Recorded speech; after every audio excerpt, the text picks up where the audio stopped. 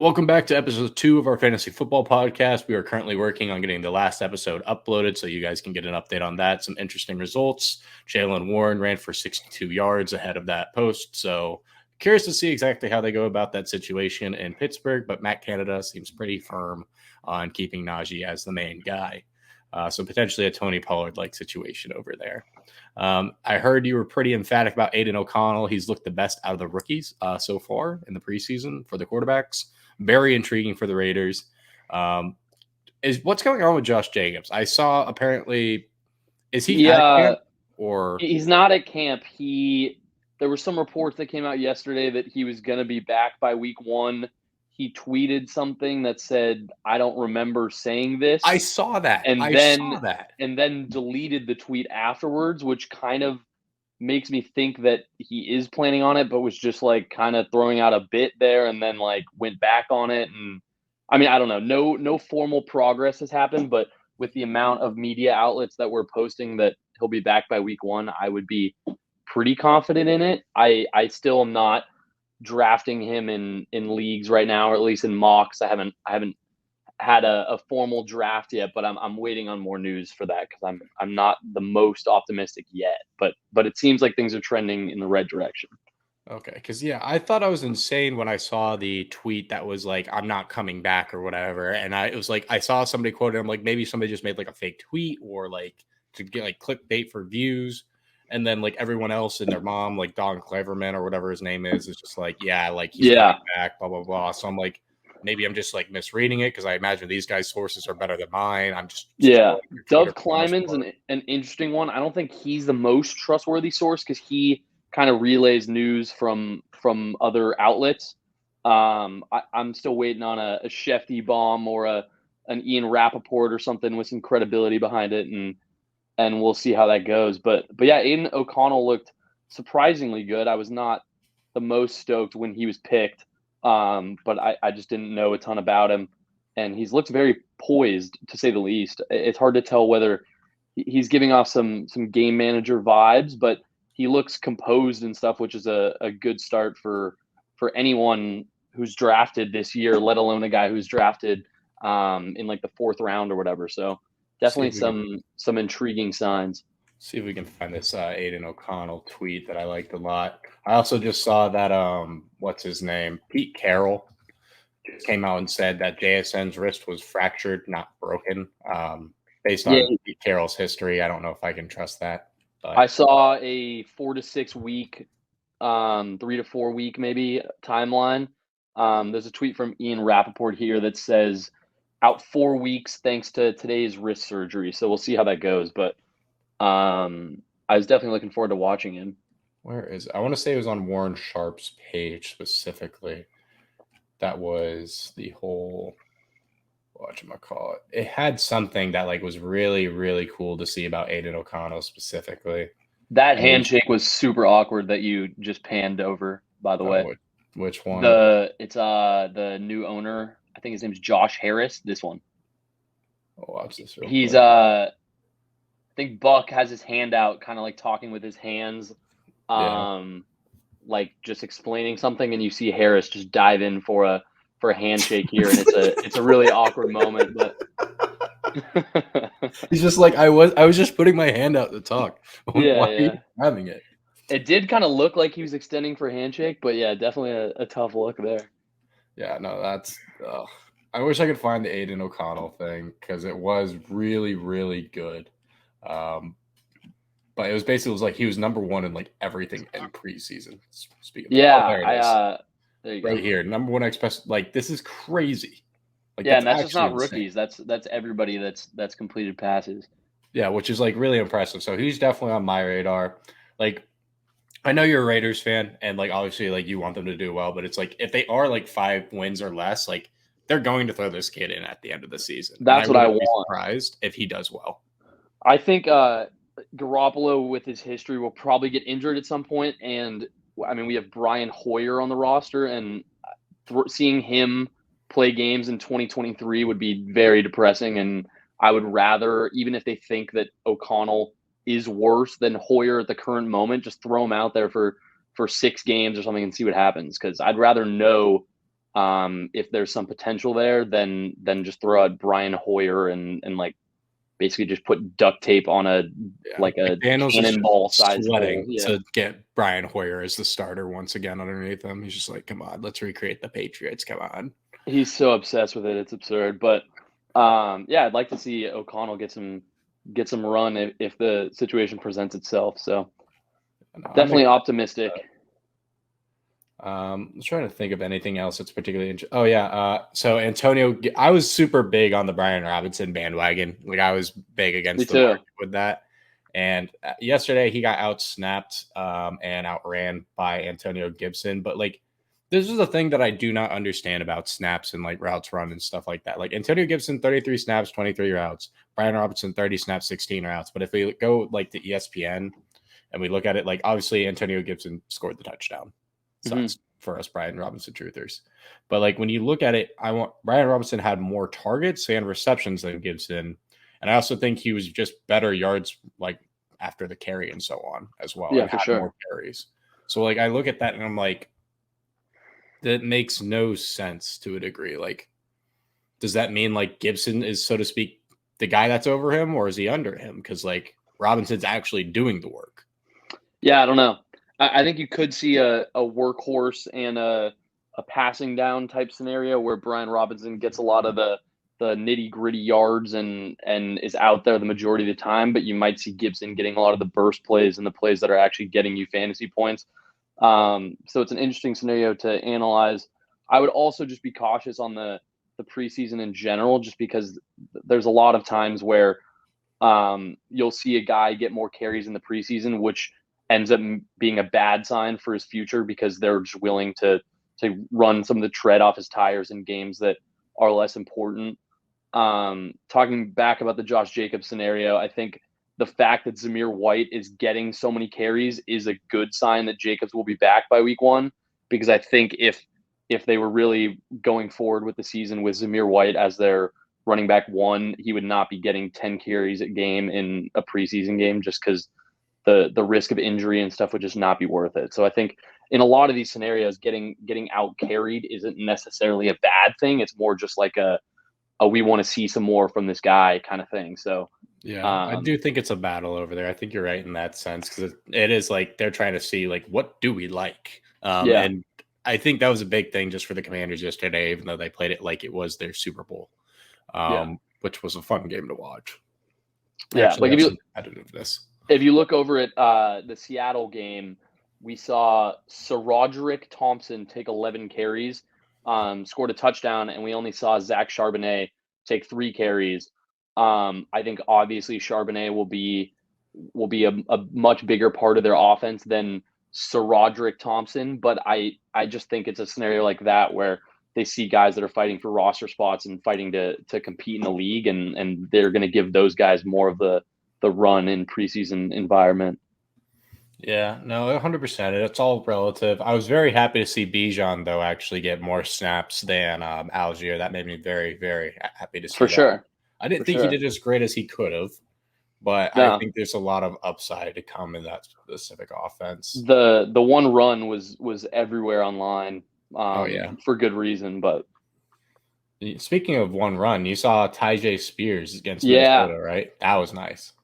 It makes me want to take him in any fantasy format, just because, I mean, Henry doesn't have any pass catching upside, and he's just the bell cow. And if he gets dinged up and something happens, like I think Spears could be the guy there, which is a very intriguing spot to be in. Yeah, he's been like, to be blunt about it, like Henry's been one of my biggest fades of this whole entire fantasy offseason, because I just look at it and I'm like, great player, don't get me wrong, like phenomenal talent all the time.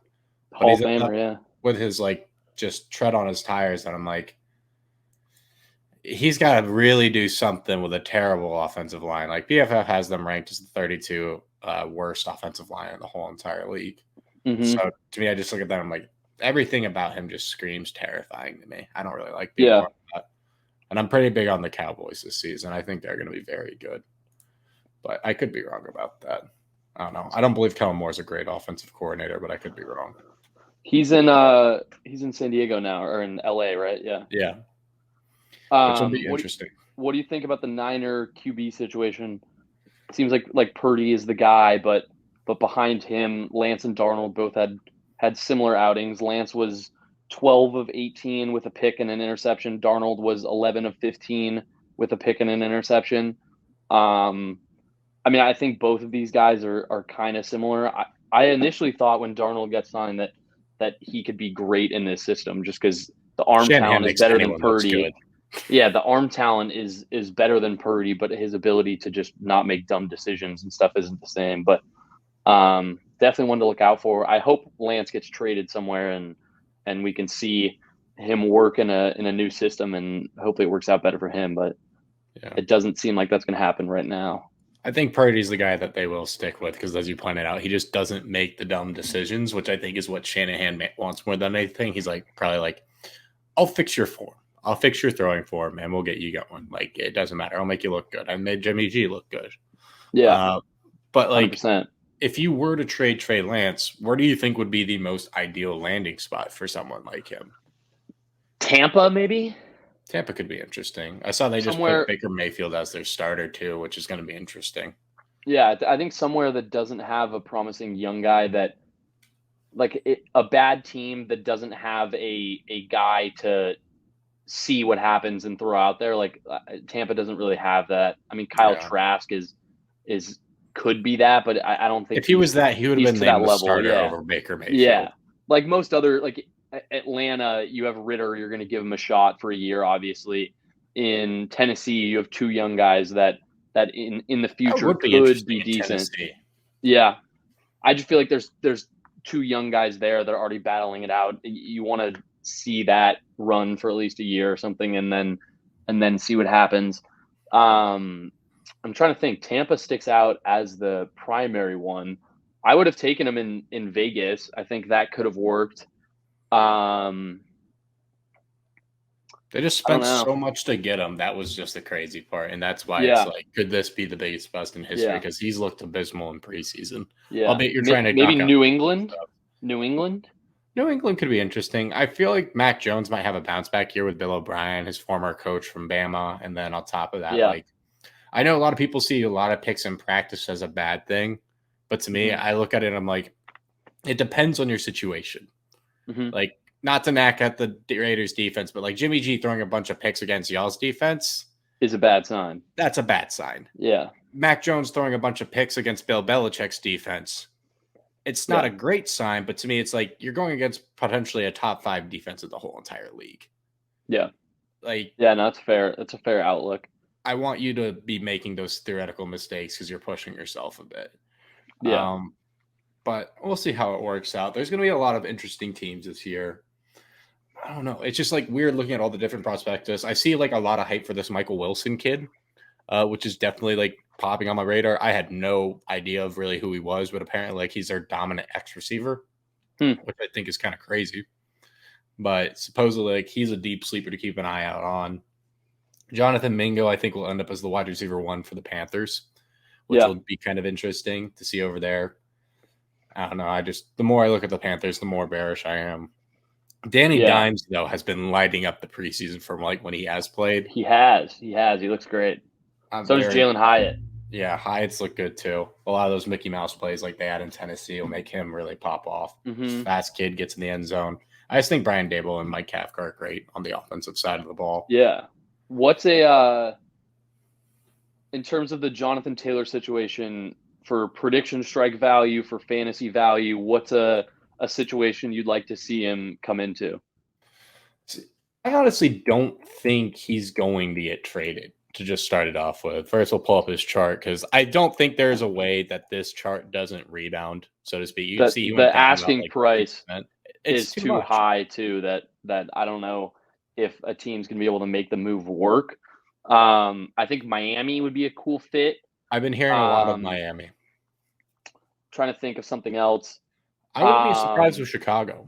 I kind of like Chicago as a spot. Yeah, that's a good one. It'd be a very fun run dynamic team, but like there's also like the Colts offensive line was abysmal last year. Yeah. But it's like, okay, let's say they're this year what they were supposed to be last year in terms of an offensive line. who actually is in a situation that could realistically outdo them? Like, I don't know an offensive line that's really going to have like a talent that they'd be willing to be like, okay, we'll switch it out. Like, I initially thought when the whole like trade stuff was going down that like the Jets were going to inquire about it. Uh, Yeah. so I was like, now that would be interesting because like they were interested in signing something like that. They were just like, all right, like we're looking at Dalvin Cook. Rodgers took a big pay cut. We're willing to spend money to make money type deal. Mm-hmm. But now they're in a position where it's like, can't really do that anymore. Yeah. I would love to see JT in Baltimore. I think that would be cool.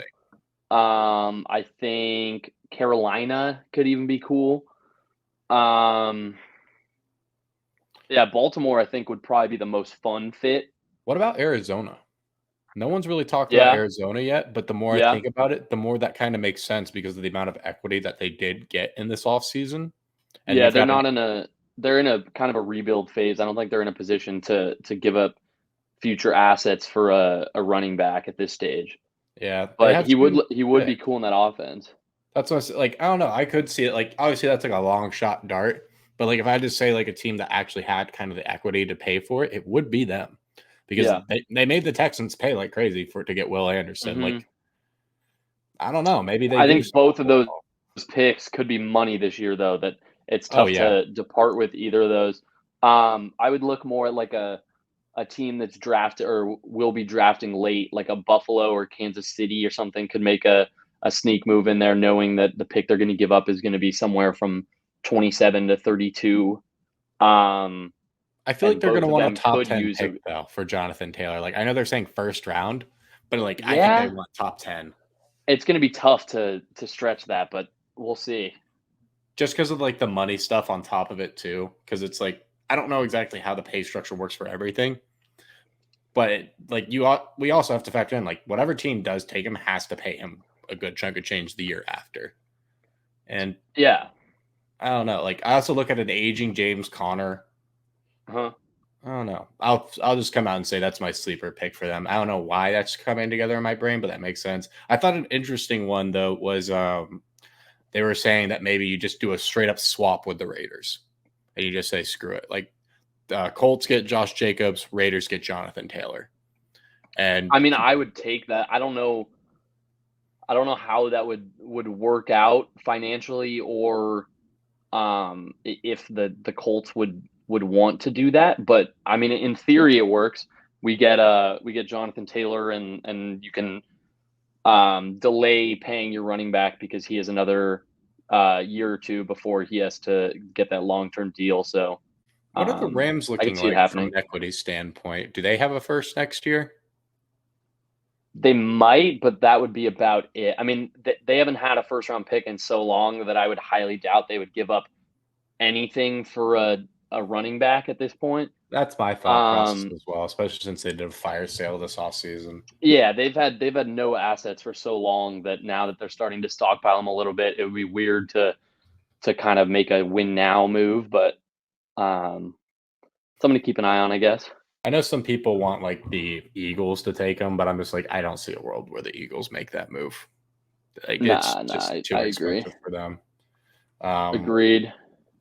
Trying to think if there's anything else. The Bengals, I don't see it either, so I'm just listing through teams now. Like they could be interesting because they are in like a win now phase where it's like I don't know what equity they have, but yeah, he's too similar to Mixon though. I think if they were gonna make a splash on a running back, it would be someone who adds a different layer to the offense, like a more of a gadget piece that's catching a lot of passes and running routes and more of that style.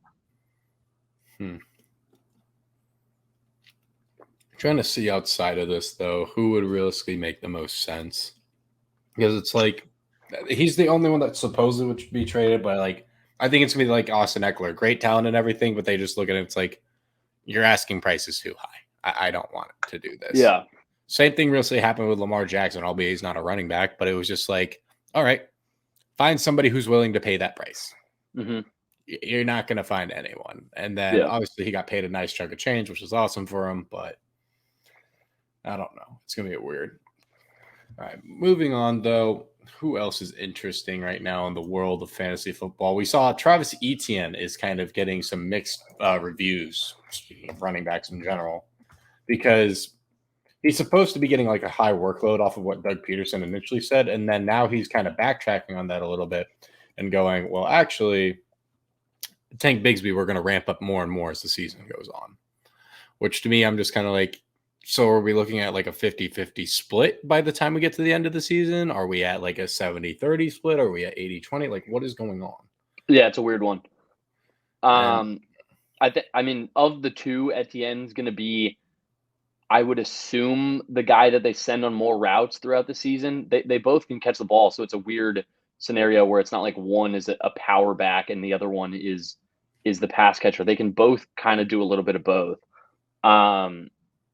I'm still optimistic on Etienne. He showed a lot of talent last year in flashes, and I mean they used a first round pick on him, and he's still on that cheaper contract. So I wouldn't expect him to decline too much, but it's definitely a worrying thing to look out for. What do you think of, speaking of the Jags in general here, what do you think of Sir Calvin Ridley? Are you buying the hype? Yeah, so I've seen some mixed opinions. I saw Theo Ash was taking Kirk over Ridley, which I don't think is a terrible take. I mean, Ridley's looked awesome, and I think he's the more talented receiver. But he has been away from football for 2 years and could struggle a little bit early. I think they're both viable pieces. I think they'll both get plenty of work this season. I'm high on Ridley. I would be very optimistic about him this year, but I do think that Kirk is a good enough wide receiver too that it's not clear that Ridley's going to get like a crazy target share or anything. Like Yeah. I wouldn't expect it to be outlandish at all.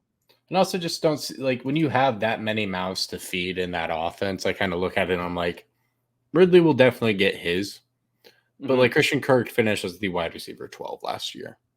Yeah. What's the real kind of ceiling case for Calvin Ridley? Like, not trying to say that they're similar talents, because I do think Ridley is more talented. But like, I don't think it can be that much higher for realistically. Like Trevor Lawrence is just going to look for wherever the best pass is. He's not going to just be like, okay, that's my guy every single time, like Rodgers or Derek Carr kind of does. Yeah. So I think there's a little bit of a bearish case like you're leading on there. I would see Ridley's ceiling being like a wide receiver 7 or so, somewhere in that range. I think he could have a great season, but I don't think he could really finish like top 3 or anything like that. That's fair.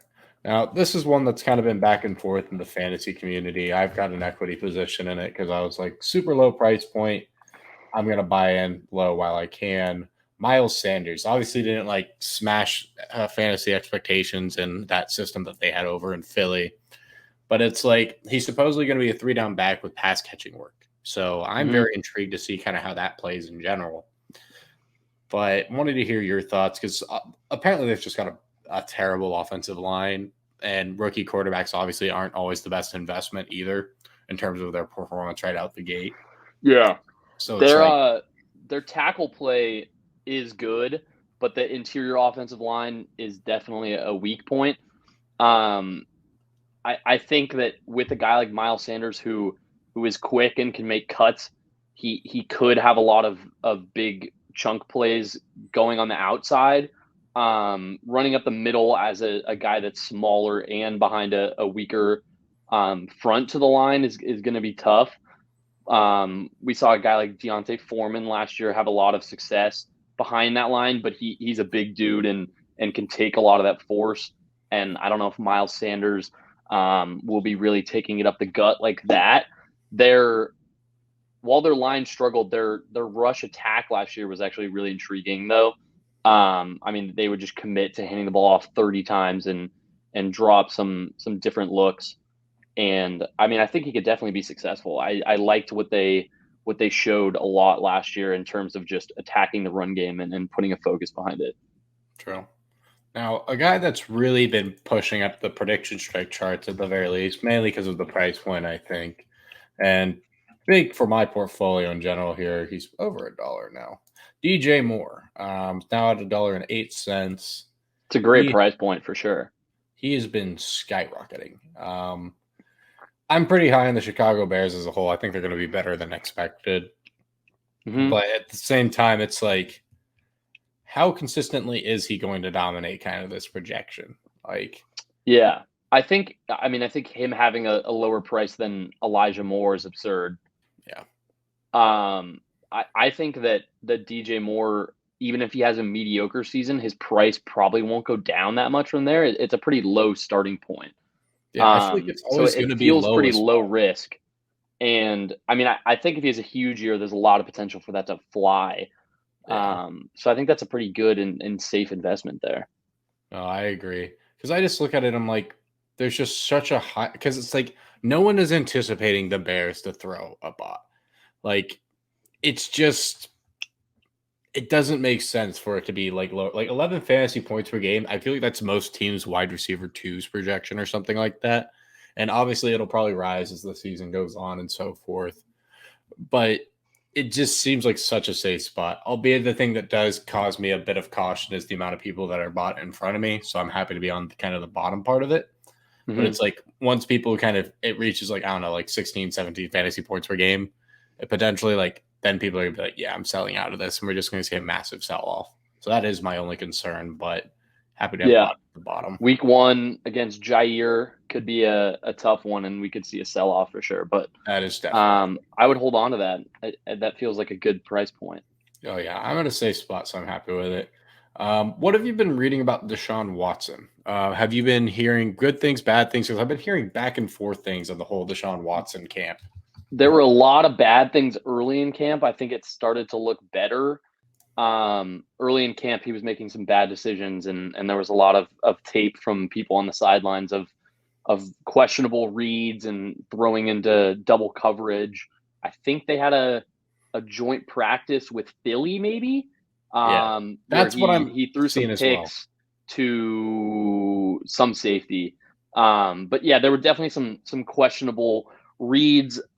He was so talented and so good in Houston that I'm optimistic that most of that is still there. I am willing to give him a pass for any on the field play last year, just because it's tough coming back after a year and a half and practicing with the team for 3 weeks, and then hopping back on the wagon and trying to get some wins. I expect him to be much better this year. I think if he looks this year like he did last year, I would pretty much be willing to write him off in the future. I think this is a huge year for him, but I expect him to be good. Yeah, that's kind of my thought process as well. I look at him like he's at such a value kind of price point that it's like his boom case is just such a nice thing to kind of potentially buy into. Because now I'm looking at my portfolio of like guys that I have, and I'm like, all right, if I want to potentially move out of one of these guys, who would I move towards? And it's like Deshaun Watson seems like a good case, potentially to like buy the dip on. And then this one I've actually kind of been selling myself on a little bit more because I wasn't really buying into it, but I'm kind of buying into the Kenny Pickett hype.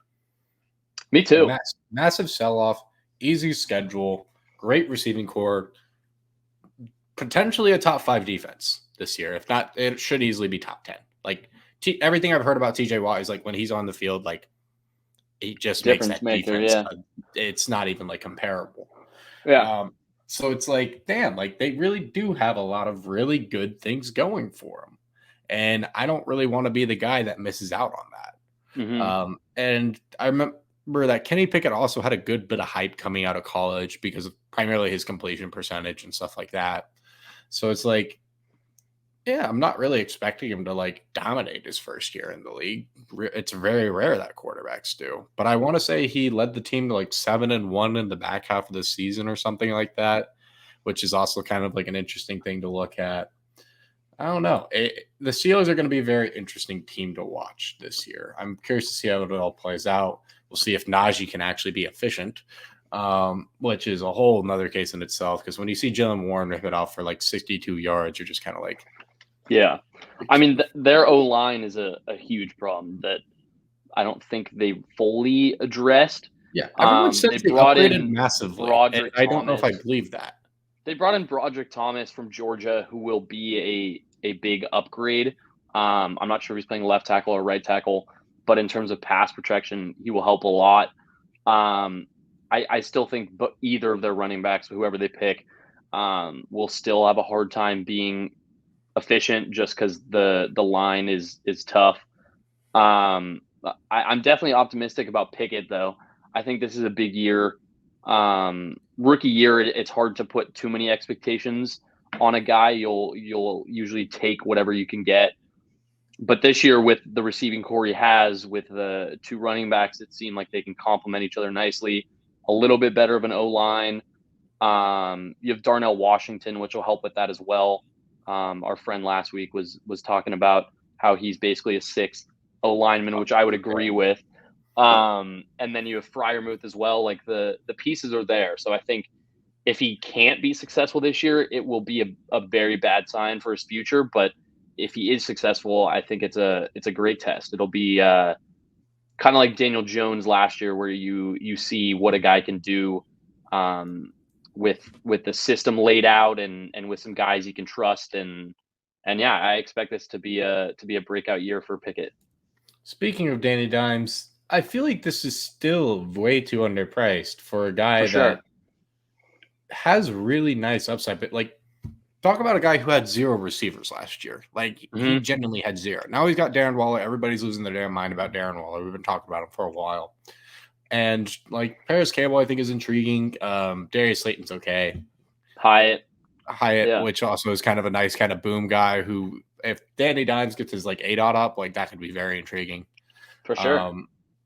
I don't know. Like, this Giants team just doesn't seem like it's as bad as people are potentially trying to make it out to be. No.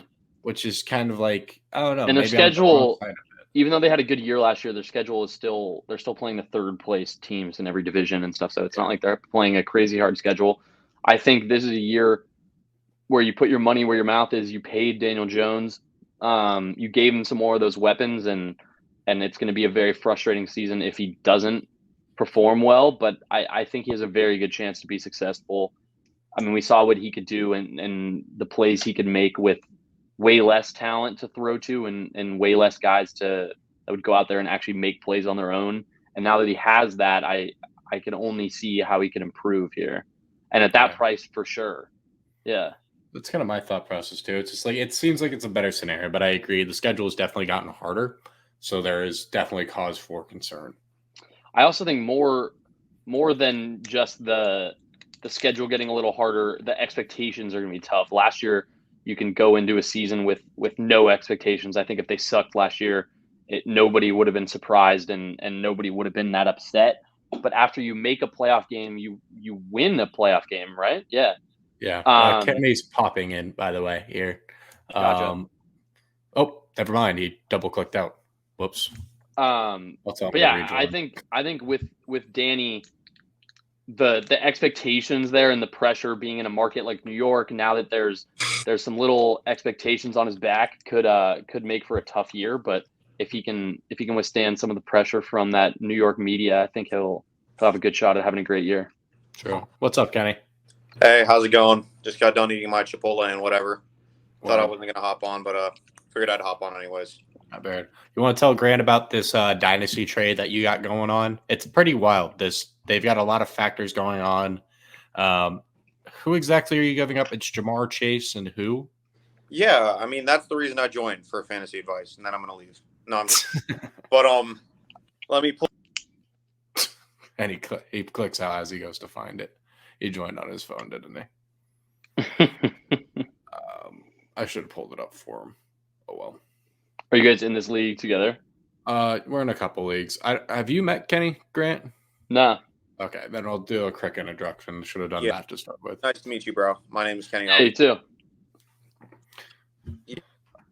Kenny's one of my closest friends from home that I grew up with, and he's just as big, if not bigger, of a fantasy nerd as I am when it comes to all this. And he's been part of investing in Prediction Strike since the inception of it, or at least since I got involved.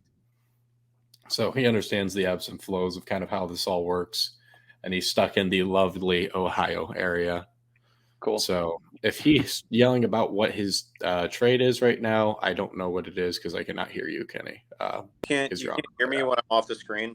No, we can't. Oh, shoot, my bad. I wasn't saying nothing anyways, but I can got pull the up the trade. trade for you. So the kid loves to do this thing where he just sends an offer and then he's like, actually, and then he withdraws the other offer. So the offers changed. Oh, But great. it might be better. So right now I'm sending Jamar, Brock Purdy, and then he tried to sneak Kareem Hunt in there, but I'm not going to give him literally a cent more than what he asked for, so he's not getting Kareem Hunt. And in exchange, I would be getting T. Higgins, JSN, his first in a 10 team, and his team is okay, so you can project it mid-first. And then finally, I get Jordan Love. So essentially, I'm upgrading from Purdy to Love, and I'm getting JSN, Higgins, and a first for Jamar.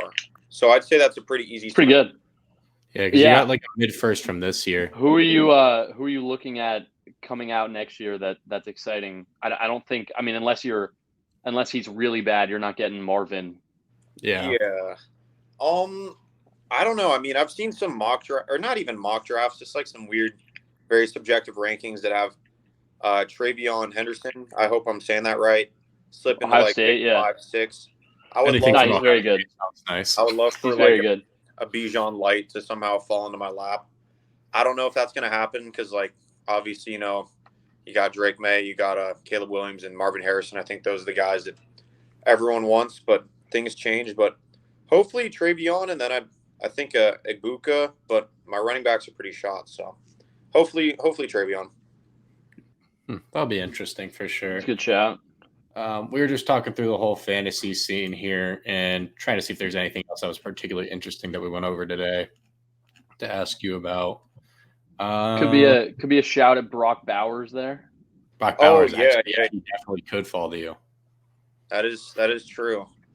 I will probably trade that away though. I'm anti-rookie tight end. Fair.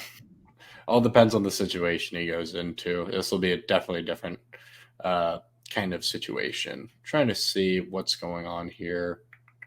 The Gibson Brian Robinson, we'll take your thought process here because we were actually, before we go to the Gibson Brian Robinson, what's your thoughts on the Josh Jacobs situation? Because Grant and I saw that there was like a tweet that essentially he said that like, I'm not like, that's a lie, basically what you guys are saying, and that like I'm reporting back to camp.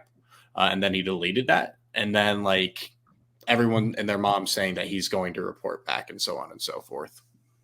I think it's true. I think it's just like, I don't think he wants to be seen as like I don't want to curse or nothing, but like, I think it would be, for his ego, it would be a bit of a blow for him to like try and hold out for this money and not get the money and then have all these reporters just kind of like read his book and say, yeah, he's doing nothing, he's coming back, and then for him to come back. So I think he probably got a little emotional, said like, yeah, I completely agree. But ultimately he probably should come back, and I think everyone's seen that being Le'Veon Bell is not the best idea, and the NFL is only going to make that mistake once. And that was a very historic thing. So I think he'll probably come back. Maybe we'll see a contract extension of a Saquon, like just some chump change thrown at him to, settle for a middle ground. But I think he's probably going to come back. What do you think of the whole Jonathan Taylor shtick where he's now looking at potentially trading out, supposedly? Is it kind of like Austin Eckler where it's like, I think I can get value for myself, and then the markets are kind of like, we're not willing to pay that? I propagate it as like a long shot. The Cardinals could potentially make a move, but that does seem dramatic. What are your thoughts? I mean, the Chiefs are like I think they're the only real team that's a contender that should be doing that. Should the Chiefs do that? No, because they just don't really need to run that much anyways. I don't really see a realistic landing spot or a team that's willing to pay like a McCaffrey package for him. Well, Grant was saying the Dolphins were an interesting spot to land. I think so, but I don't realistically see the Dolphins. Like, I don't know. I'm not Mike McDaniel, but I think they seem to really like those geezers they got over there, and Mostert, for whatever reason behind that, like, quote-unquote bad line, seems to just get 5 to 7 yards every time he touches the ball. Like, yeah, I don't think they would overpay at all. I just think it would be a cool scheme fit. The other one that I think would be very cool but might be unrealistic is Baltimore. I think he would be great there, but I don't know if they'd be willing to give up any sort of package for him. But I think the on-field product would be a very exciting one. True. What do you think about the Bears? I was saying in that whole run first kind of situation would be weird. Like would what positions? Just like taking over like Jonathan Taylor's contract in theory, because they have like I want to say they have the most salary cap left over. I think they do, yeah. That's actually not a bad shout. But it's once every NFL team has like that's at least somewhat contending, has a good running back. Like Khalil Herbert's one of the best. Honestly, I'll say it, he's one of the best rushers in the league. And Donta's not bad at all either. And Roschon's a good pass blocker. And I think that's really all you need. It's like, I mean, the cap space maybe is not an issue for them. If they could go out for the price of like a third and a fourth, I would do that in a heartbeat. Honestly, that's a good shout, actually. Like, I just don't know if the Colts are going to sell for that. Like, they're going to want like a second plus, and I don't know how many teams are going to do that. They want a first. No, I know, but like realistically, no one is giving a first. Well, that's why I look at like the Cardinals. Like, I know it sounds like a really weird thing, but like think about how much they got the Texans to pay last season. It's like they're projected to have the first 2 overall picks, which albeit would be like Caleb Williams and potentially Marvin Harrison or something like that crazy. But like they are in that rebuild. Like they're potentially relying heavily on James Conner this season.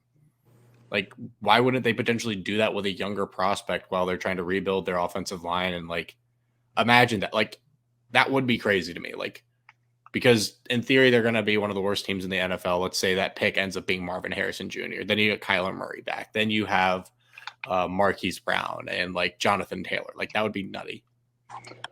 I just don't see any team that's not ready to win now pay for Jonathan Taylor. Like, I think he's a great premium to have if you're a team that's a running back away from taking that extra step to Super Bowl contention.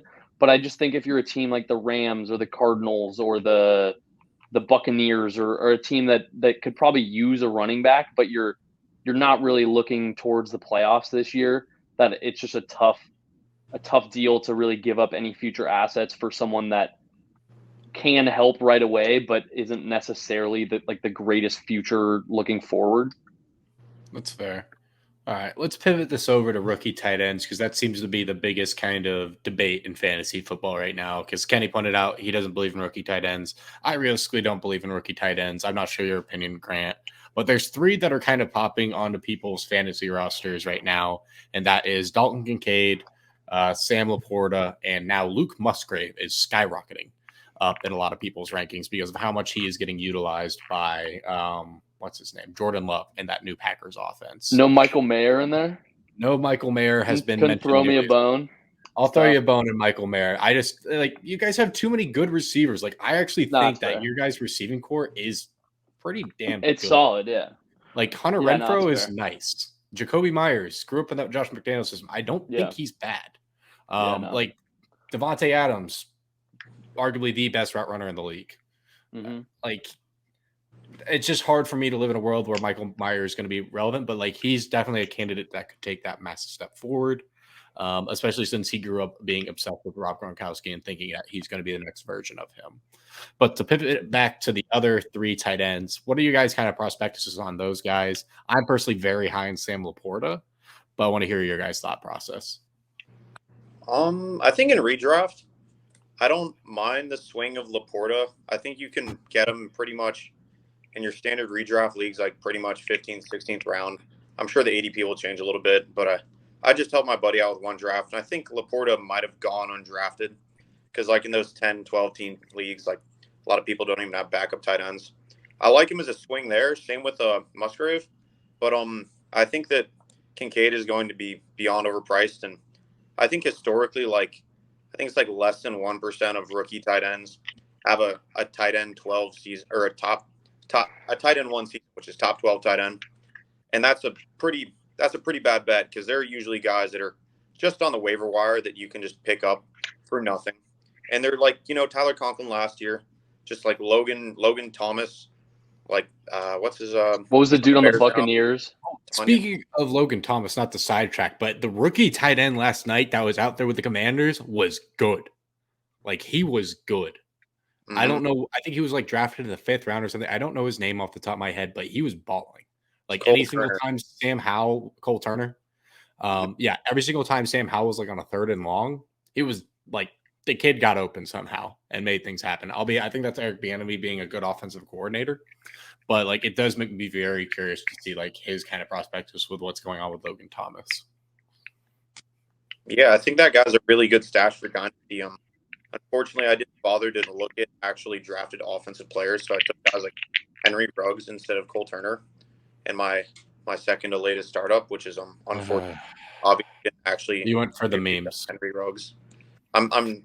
I shouldn't say on the podcast, but I have some strange strategy that involves Henry Ruggs, so I need him. But yeah, that's a really really good name to throw out there. I think for redraft, not so much, but he's not going in any rookie drafts, and realistically, I would rather just take him for free than go get Laporta.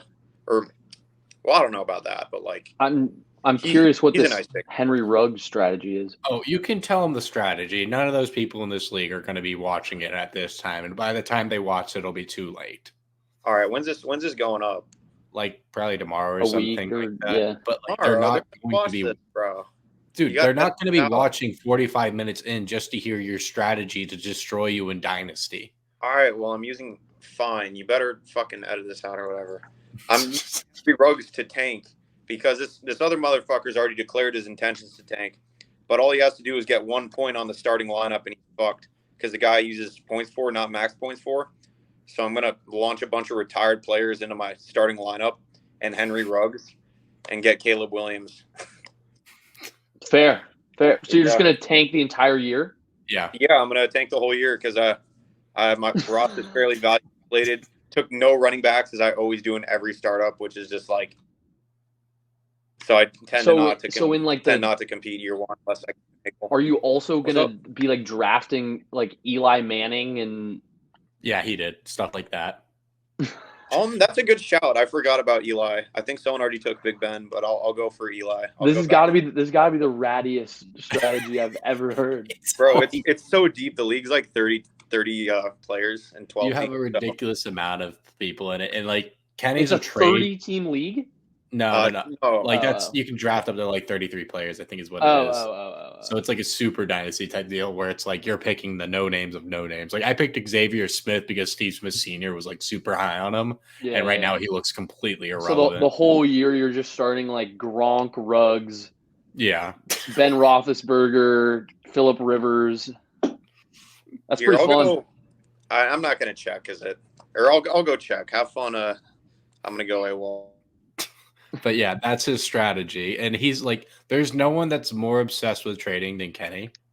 So like he will be like sending people random offers and then somehow end up with like 3 firsts in the next season. So he'll have like Caleb Williams, Marvin Harrison, and like Brock Bowers somehow in his lineup all of a sudden. Respect. Yeah. So turns out I need to drop some UDFAs. I cut those guys for like McLaughlin of the Denver. I don't even some buddies. So I was just holding those guys week 1 right before that first game. You bet your ass this guy's going to see Mr. Tanker is going to see about 6 waiver wire moves, 0 points scored. He's going to put up 0.1. He's done. Next level strategy right Respect. there. So Calvin Ridley's been getting a lot of hype. On another note, are you in or out on the hype? Christian Kirk is what Grant was saying was a bit of a better value buy here, which I kind of agree with a little bit. Is he going is the target share really going to be enough to support Calvin Ridley? I guess like it's 2 wide receivers, so there's more mouths to feed.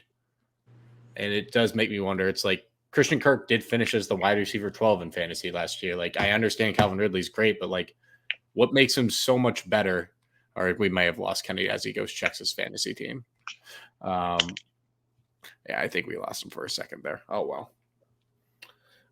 One thing I will add is we did see Zay Jones have some success last year next to Kirk. And now that there's a guy who's much more talented than Zay Jones next to Kirk, I think there's a chance that both of them succeed. I just think the ceiling is not quite as high as some think. He's super talented, but I just think Kirk is better value a couple rounds later than taking Ridley where he's projected as this current moment. Yeah. All right. Well, I'm not sure if he's going to be back or not. I have zero. Oh, nope. He's back. My friend FaceTime called me and it Cut out completely. Decided it would cut off the connection. So fun. No worries.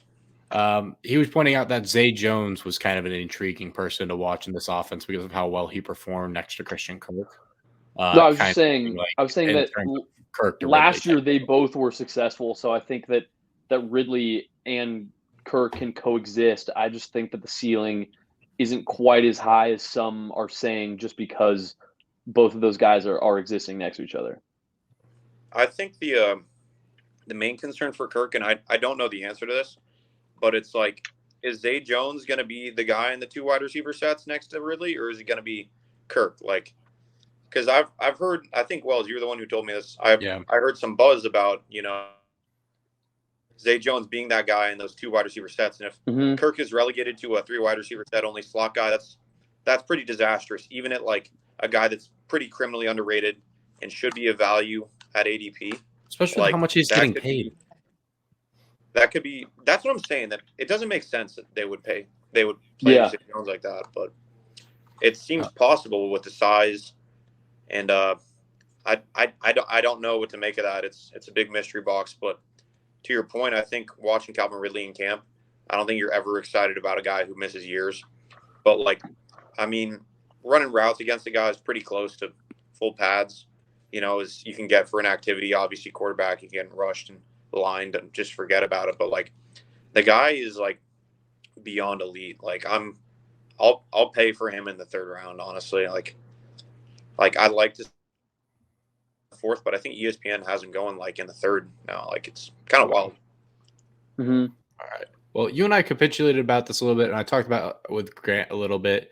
The Brian Robinson versus Antonio Gibson debate. Where do you kind of stand on that one a little bit? Because I talked to you about the snap share and how it technically went towards Gibson, but Robinson had a much better day outside of the touchdown that Gibson had on his one good reception. I don't know. You guys just want to talk about that for a bit? I'm just going to pull the box score real quick. You're good. It was 33 snaps to 23 routes for Gibson and 30 snaps for 16 routes. I know you're pulling up the actual box score to see the statistics itself, but it's we're trying to read into what exactly is happening there, because this is me essentially kind of nursing my boo-boo at this point and being I pray that Robinson is what I thought he was going to be. But Grant was pointing out that it's not all snaps and stuff like that in preseason are something you should overreact to. And sometimes some guys get more reps because it's they're not going to get utilized as much in the season. Whereas it's I don't know, kind of going back and forth on that. And it's harder to tell because you have some younger offenses and you have some older offenses and the whole back and forth of the whole shebang. I mean, that's a tough call, to be honest, because I didn't watch the game, but you're looking at pretty much even usage. And then Chris Rodriguez seems like a sneaky name to maybe steal 10% of the backfield as well. I'm not convinced how relevant any of these guys are going to be in a redraft league. It's I'll side with Grant on the Chris Rodriguez one and be he got a bunch of snap share just because he was running with the backups and he's not going to be relevant.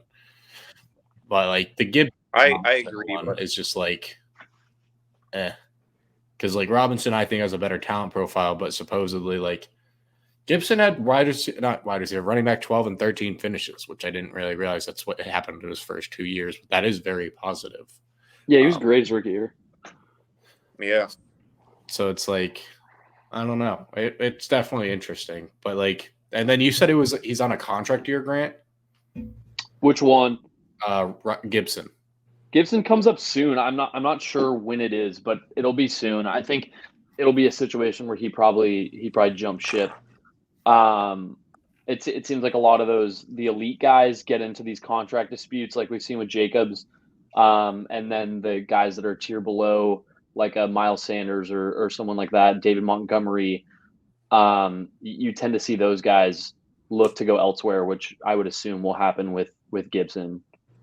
True.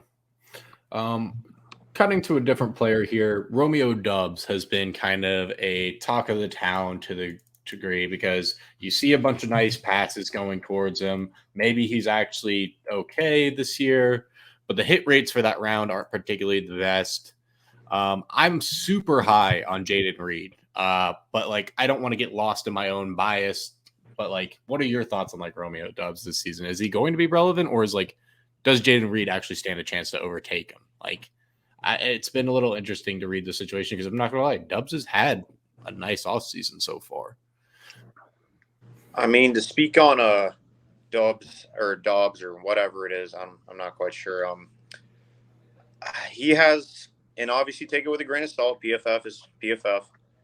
He has had the highest PFF grade out of any receiver of the preseason thus far, and he's also had some very nice contested catches. And like, I'd love to see like if you go through the film, how much separation is he getting and how consistent is he catching the ball? Because those were his two main concerns. Like he's a good athlete and whatnot, and like if he can get that catch rate up and get a little more separation, maybe he has the size and athleticism to maybe keep Jaden Reed at wide receiver 3. And I was really high on Jaden Reed. I don't think you take a guy in the second round and let this fourth round guy go ahead and keep the wide receiver 2 role away from him the whole season. Like Jaden Reed, little known to a lot of people, is a very, very good run blocker. He can play inside and outside. I think he's a fantastic talent. And Dobbs, we saw this exact same thing last year with like, oh, Dobbs is God for some reason. Then regular season comes and it was just what we saw. It was pretty stinking underwhelming. But I think at this point you have to take it a little serious. But I'm gonna go with my initial bias and probably still take Jaden Reed. Yeah, me as well. What about Dobbs? Dobbs has looked great in the preseason so far. Obviously, I just don't want to get too carried away because of what we saw last year. We saw him look great in the preseason again, and the hype was crazy. They had another guy last year who was drafted in the second round in Christian Watson, and we saw Dobbs look great for a few weeks at the beginning of the season. And then shortly after, we saw kind of the focus get shifted to Christian Watson, and he finished the season kind of on a tear. So I wouldn't be too surprised if that's kind of the model that we see this year as well.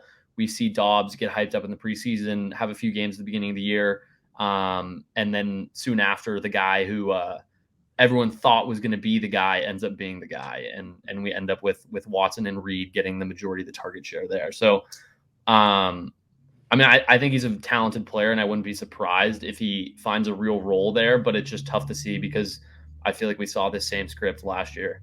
That's fair. I like that point a lot. All right. So we're going to come up on one more conversation topic here to bring it back to Kenny, because I know this is your guy and the guy that we're hoping ends up as the starter over there. And that of Aiden O'Connell. He has been balling in preseason for the Raiders. Have you heard or really looked into him at all, Kenny, or is he kind of new on your radar here? No, I've been hearing about him. I thought you were gonna talk about Purdy, so you caught me a little off guard. I'll let you talk about Purdy if you want. We'll start off with Aiden O'Connell. I'm fine with talking about Aiden O'Connell. I mean, like, I don't know. I mean, I think he's irrelevant for a redraft, but I think in Dynasty, that's a guy you should, if you haven't done your rookie draft yet, that's a guy you should swing on in the fourth round, because you got an often injured Jimmy G and a decent receiving core, and the line's not the best, but I don't think it's like bottom of the league either. And no, it's like mid-tier, yeah. Yeah, he's shown nothing but, like, I think positive signs in his first 2 games, and I think that he's looking like a guy that might be the Sam Howell this time next offseason, Desmond Ridder, of like, there's nowhere to go but up for that guy in terms of dynasty. So I say swing for the fences on him. Will he be a long-term starter in the league?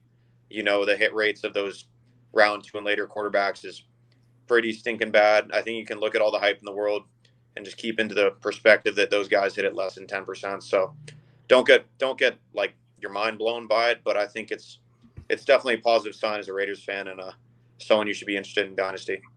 Yeah, I mean, he looks great, but he kind of gives off some game manager-esque vibes. He I mean, he's made all the right throws. He hasn't really made a lot of mistakes, but he's not exactly taking huge chances down the field and like really tearing up offenses. I mean, as a Raider fan, I'm excited to have some hope from a guy that you would normally expect nothing out of.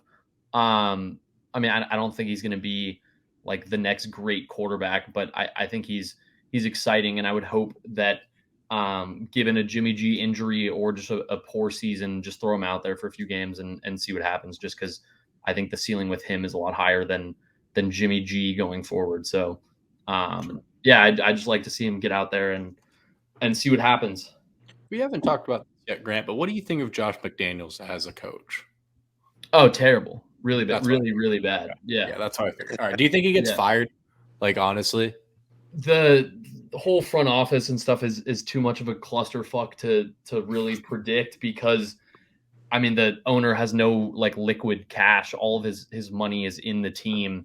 So when he gives a contract out to Josh McDaniels, it's tough for him to fire him and then make a new offer on a new coach, because that's just dead cash that's sitting there. I think there were a lot of teams that if they saw what McDaniels did last year, they would have fired him if they were in like a healthy organization. Like, I think if this season happened in Denver, McDaniels would have gotten fired. But yeah, I mean, I think if he has another tough year this year, that there could be more heat on him next season, but we'll see. I mean, I'm not super optimistic. I don't really love the offense he runs very much, so we'll see what happens. Right on. All right, well, I think that's all I got for this particular segment. Kenny, thank you for popping on late here. Grant, thanks for staying on this whole time and chatting with me. That was a good kind of review of just fantasy in general, what's going on. We're getting to the actual season in itself and seeing what's going to happen there. So that is going to be a lot of fun once we can actually get in that, get into some actual start sits, see what weird data I can find and what we can capitulate about, and see if we can help people continue to build their portfolios, and really just who to target and who to kind of fade in fantasy, and so on and so forth. So make sure you guys like, download, and subscribe to Prediction Strike, whatever order of that which you choose. But until next time, peace.